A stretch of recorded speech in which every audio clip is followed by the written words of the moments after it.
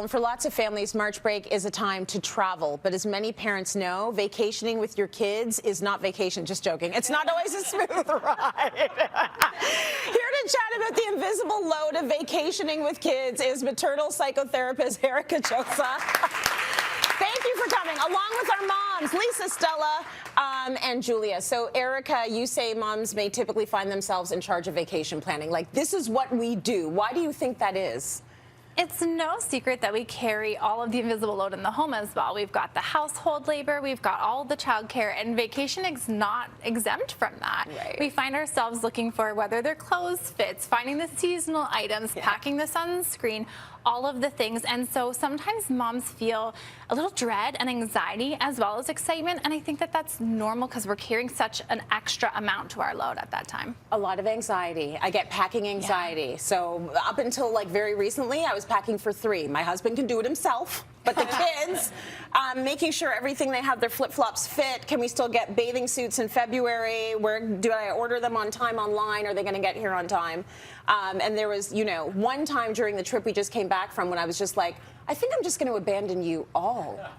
Like, it was just one excursion, and it's like thinking of everything we had to think about for the excursion was like freaking me out. So you're right. We do take on a lot of the load. I want to talk a bit about single moms because that usually shuts me up immediately because the load they're carrying is amplified. Let's talk a bit about that. Yeah, it's amplified in a couple of different ways. Like, frankly, there's just not enough hands, right? The invisible labor, when we've got our lists and all the things that we need to do, we can kind of like delegate, I hate that word, or like ask for help, which I also hate. But like our partners, if they're not equally sharing in it, we at least can like hand over some of the physical pieces. Yes. But when we are solo parenting by choice or are single, we have all these things to do ourselves. And then when we're on vacation, we're the one constantly monitoring. We're constantly on. There's no teaming off with your partner. Yes. So it is an extra added load of just pressure for solo parents. Absolutely. So I want to get some of your experiences right now from the moms here on our panel. What has it been like traveling with your kids, Lise? So the first time I traveled with Zave, I was traveling on a family vacation. Roger was not there. He just started a new job. So I was going away with my mom, my sister, my niece, and he was 6 months. Yeah. And I had so much anxiety traveling with him by myself. Happy to say he slept the entire way. He was the perfect baby on the plane.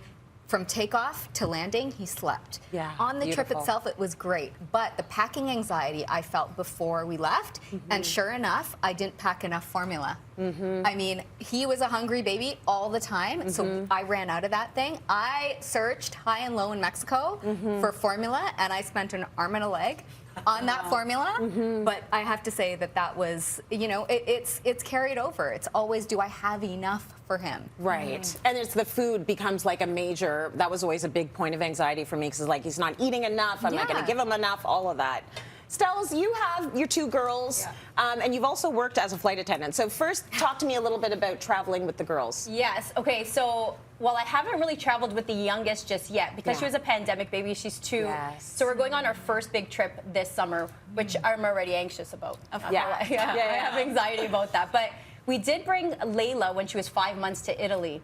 And I had a lot of anxiety about it because I was a flight attendant, and I remember like kids coming on board having temper tantrums, people just looking at them and like, oh, and like huffing and puffing, and I'm like, oh God, I can't be that mom. Yeah. So I like came on board with like a bunch of like different things that I noticed other people would bring, and it would keep their kids calm, and it helped. And she was actually wonderful. I had no complaints. She slept the whole way.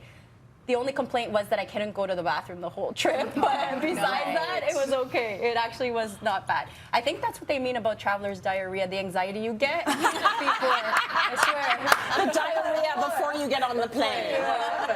Okay, Jules, were all of your kids perfect travelers? Because that's all I'm hearing from this panel. I got to trade in my family. You know what? We didn't do a lot of like air travel. I've done a little bit with them, and just sort of mastering that whole, because my guys are all 2 years apart. When they were little. But I find the more is like, so we did a lot of ski vacations. Yes. Right? Yes. Woo-hoo! Talk about the baggage there. Yeah. Like, it's snow pants, making sure everything fits, the mitts, the this, the that. So I find that would always, but I adored it because once you get there, your kids are exhausted. I just like, everybody off to ski lessons. Yeah. You know, Yeah. now I'm on holidays. Well, I had a baby nightmare meltdown with Sydney when we were coming back from Paris, and we had to go. They went farther east and then went west, so it was a 10-hour flight back. And when we got back, it's like his eyes were the cartoon eyes that are going like.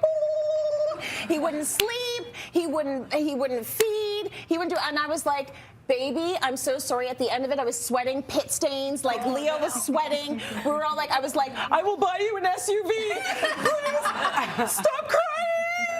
So it was really hard, and I know I'm not alone with that. We have a mom in the audience, Banu, and I know that you were saying you've traveled with your 3-year-old. What's your experience been like? Yeah, let me just give you some context. So my daughter's 2 years old now, and we've traveled 6 trips on a flight.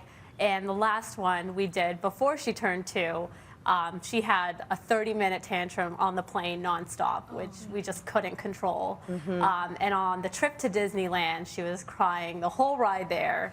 But she was great at Disneyland. I mean, it's hard not to like it. But we decided after we got a glimpse of the tantrums as she was entering the terrible twos that we would put her on a no-fly zone until she passed that. So that's our way of hoping not to experience that again. Well, that's interesting. So, and I understand that choice. I understand why you made that decision. But Erica, help us out here, because what could we be doing to have a better vacation and maybe shift some of that load when we're with the kids? You know, maybe Banu wants to get on a plane. Like, what should she do? What can we do? Yeah, I think it's this idealized vacation versus the reality of being a parent just in another location, right? Right. We traveled with my 2 children, and I was pregnant at the time. So a 2-year-old, an 11-month-old, and I was pregnant. We went to West Africa, where my husband is from, Benin.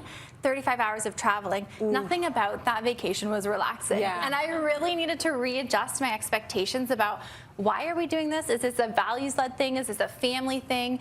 And how can I adjust my expectations to be what it is now versus how traveling was before children, right? Like there's the reconciling there of those expectations. Yeah. The way we've readjusted is now we go on a trip by ourselves, my husband and I. Yes. Like that. So that's the real vacation. That's it. It's a relocation and then a vacation. It's a relocation and then a vacation. Followed exactly right? it. So really good. And we love you all, the parents out there carrying